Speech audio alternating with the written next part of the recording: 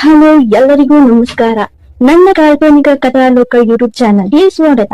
ಇನ್ನು ಯಾರೆಲ್ಲ ಸಬ್ಸ್ಕ್ರೈಬ್ ಆಗಿದ್ದು ಬೇಗ ಸಬ್ಸ್ಕ್ರೈಬ್ ಆಗಿ, ಹಾಗೆ ಮುಂದಿನ ಅಪ್ಡೇಟ್ಸ್ ಗಳಿಗಾಗಿ ಬೆಲ್ ಐಕಾನ್ ಅನ್ನು ಒತ್ತುವುದು ಮರೆಯದಿರಿ.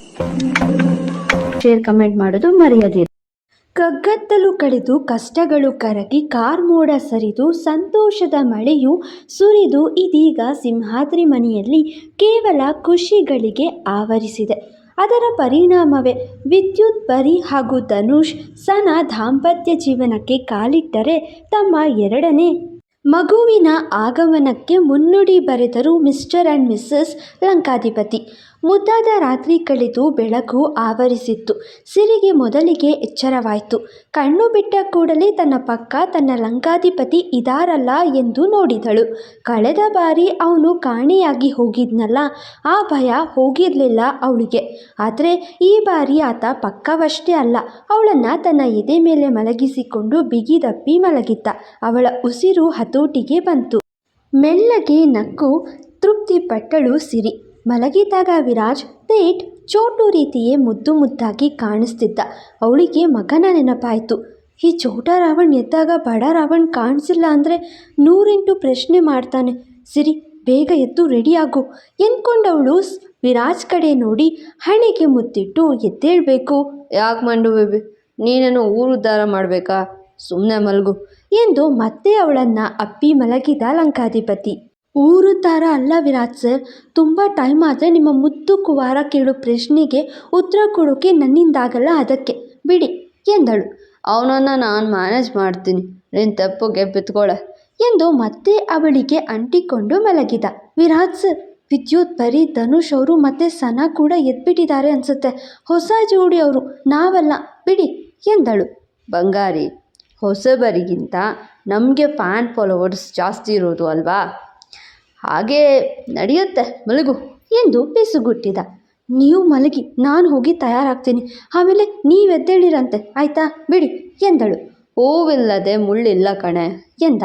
ಅಪ್ಪ, ಅದೆಷ್ಟು ಮಾತಾಡ್ತೀರಾ ನೀವು ವಿರಾಜ್ ಸರ್ ಎಂದವಳ ಕೆನ್ನೆಗೆ ನಿದ್ರೆ ಕಣ್ಣಲ್ಲೇ ಮುತ್ತಿಟ್ಟು, ಈ ಜನ್ಮಕ್ಕೆ ಅಡ್ಜಸ್ಟ್ ಆಗು ಬಂಗಾರಿ, ಮುಂದಿನ ಜನ್ಮಕ್ಕೆ ಬೇರೆಯವರಿಗೆ ಚಾನ್ಸ್ ಕೊಡ್ತೀನಿ ಎಂದ. ಈಗ ಮೇಡಮ್ಗೆ ಸಿಟ್ಟು ಬಂದಿತ್ತು. ಅಂದರೆ ನಾನು ಬೋರ್ ಆಗ್ಬಿಟ್ನಾ? ಮುಂದಿನ ಜನ್ಮಕ್ಕೆ ಬೇಡವಾಗ್ಬಿಟ್ನಾ ವಿರಾಜ್ ಸರ್ ಎಂದಳು. ಇನ್ನೇನು, ಇದೇ ಮಿಡಲ್ ಕ್ಲಾಸ್ ಮೂತಿನ ಮುಂದಿನ ಜನ್ಮಕ್ಕೆ ನೋಡ್ಬೇಕೇನೆ ಎಂದ. ಅವಳ ಕಡೆಯಿಂದ ಏನೂ ಪ್ರತಿಕ್ರಿಯೆ ಇಲ್ಲ. ಯಾಕೆ, ಮಾತು ಮರ್ತೋಯ್ತಾ ಎಂದ. ಸುಮ್ಮನಿದ್ದಳು. ಜಗಳ ಮಾಡೇ ಹೌದು ನೋಡಬೇಕು ವಿರಾಜ್ ಸರ್ ಅಂತ ಎಂದ. ಆದರೂ ಸುಮ್ಮನಿದ್ದಳು. ಅಮ್ಮ ತಾಯಿ, ನೀನು ಜಗಳ ಮಾಡಿಲ್ಲ ಅಂದರೂ ಓಕೆ, ಈ ಮೌನ ವ್ರತ ಮಾತ್ರ ಮಾಡಬೇಡಮ್ಮ. ಬೇಕಾದರೆ ಈ ಜನ್ಮ ಅಲ್ಲ, 7 ಜನ್ಮಕ್ಕೂ ನೀನೇ ಆಗು ನನ್ನ ಮಂಡೋದರಿ ಎಂದ. ಈಗ ನಿದ್ರೆ ಹೋಗಿತ್ತು ಅವನಿಗೆ. ತುಸು ನಕ್ಕಳು.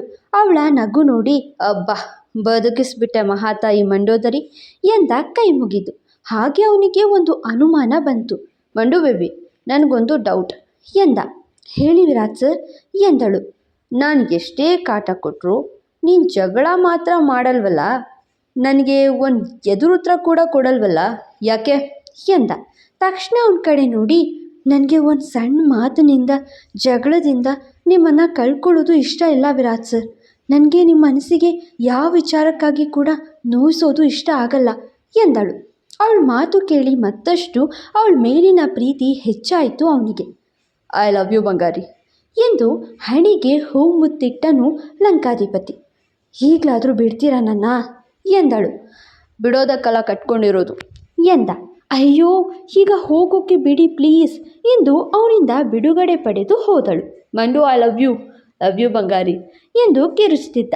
ಅಷ್ಟು ಸಾಕಿತ್ತವಳಿಗೆ ಜನ್ಮ ಸಾರ್ಥಕ ಅನ್ಸೋಕೆ. ಸ್ನಾನ ಮಾಡಿ ಸೀರೆ ಉಟ್ಟಿ ಒದ್ದೆ ಕೂದಲು ಹಾರಿಸ್ಕೊಳ್ಳುತ್ತಾ ಬಂದು ಅವನ ಕಡೆ ನೋಡಲು ಮತ್ತೆ ಮುದುಡಿ ಮಲಗಿದ್ದನು. ವಿರಾಜ್ ಸರ್, ಎದ್ದೇಳಿ ಎಂದು ಕರೆದಳು. ಕೇಳಿಸದ ಹಾಗೆ ನಟಿಸುತ್ತಾ ಮಲಗಿದ್ದ.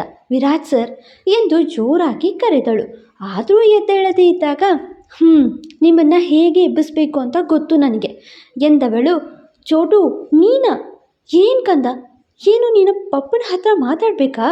ಅವ್ರು ಇನ್ನೂ ತಾಚಿ ಮಾಡ್ತಾ ಇದ್ದಾರಲ್ಲ, ಆಮೇಲೆ ಕಾಲ್ ಮಾಡ್ತೀಯಾ ಎಂದಳಷ್ಟೆ.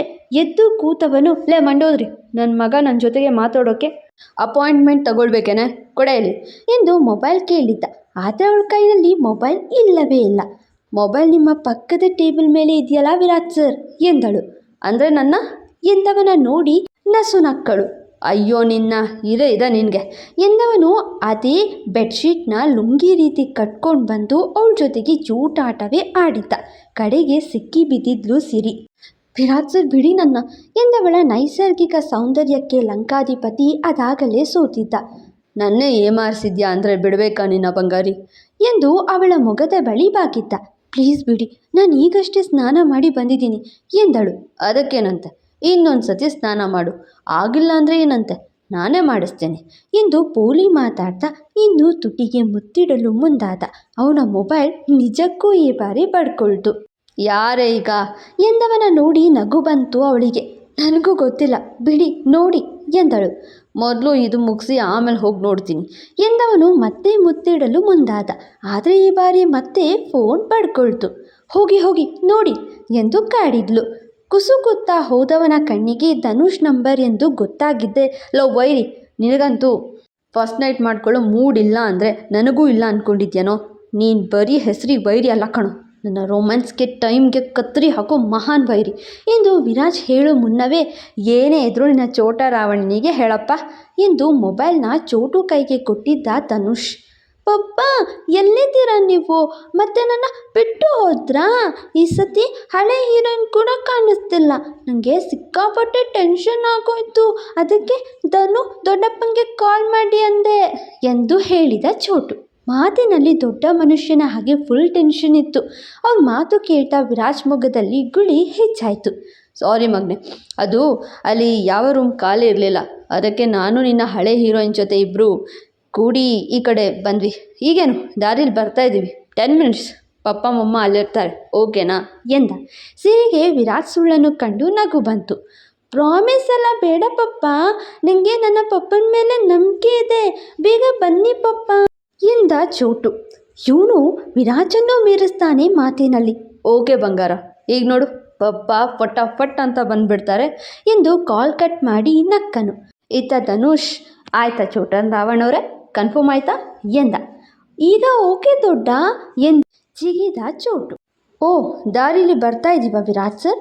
ನನಗಂತೂ ದಾರಿ ಕಾಣಿಸ್ತಾನೇ ಇಲ್ಲ, ಯಾವ ರೋಡಿದು ಎಂದು ಸಿರಿ ಕಾಲೆಳೆದಳು. ನಿನಗೆ ಲೆನ್ಸ್ ಕಾರ್ಟಿಂದ ಸ್ಪೆಕ್ಸ್ ಆರ್ಡರ್ ಮಾಡ್ತೀನಿ ಬಿಡು ಬಂಗಾರಿ ಎಂದು ಕಣ್ಣುಡಿದನು. ಬೇಗ ರೆಡಿ ಆಗಬೇಕು, ಚೋಟು ಕಾಯ್ತಾ ಇರ್ತಾನೆ ಎಂದು ಓಡಿದ. ಮಗನ ಆರ್ಡರ್ ಮೀರುವುದುಂಟೆ ಪಪ್ಪ ಎಂದುಕೊಂಡು ನಕ್ಕವಳ ಕೆನ್ನೆಗೆ ಮುತ್ತಿಟ್ಟು ಹಾಗೆ ಮಂಡೋದ್ರಿ ಜೊತೆಗೆ ಕಿಸ್ ಮರೆಯುವುದುಂಟೆ ಎಂದು ಕಣ್ಣು ಹೊಡೆದು ಹೋದನು.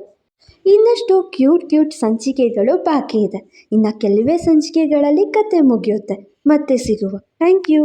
ಫಾಲೋ ಮಾಡಿ ಕಾಲ್ಪನಿಕ ಕಥಾಲೋಕ. ಮತ್ತೆ ಸಿಗುವ.